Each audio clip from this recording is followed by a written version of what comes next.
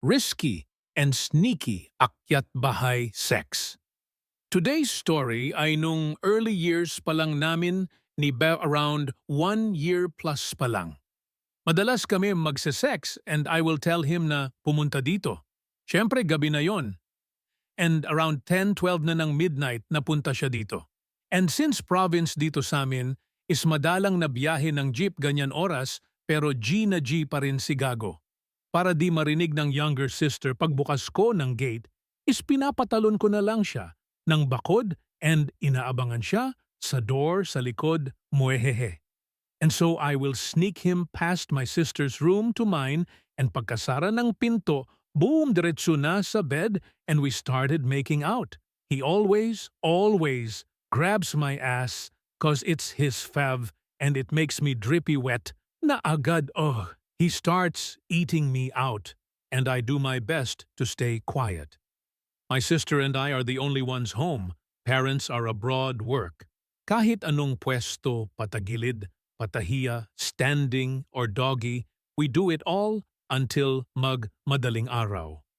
OFC nagre-rest pero madalas ihilang which is so risky kasi baka mahuli siya sa CR ng sister ko huhu. Like, in a month 3x siya nasisneak dito sa amin and we did it like 10x if memory serves me right. Grabe as in parang binebembang ng akyat bahay na pogi, matangkad na masarap, ug. Minsan naglalatag na kami sa sahig kasi grabe siya bumayo.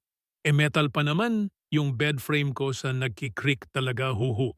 And on top of that, we always do it raw. Siyempre, natry na namin mag-condom pero it's not for me talaga.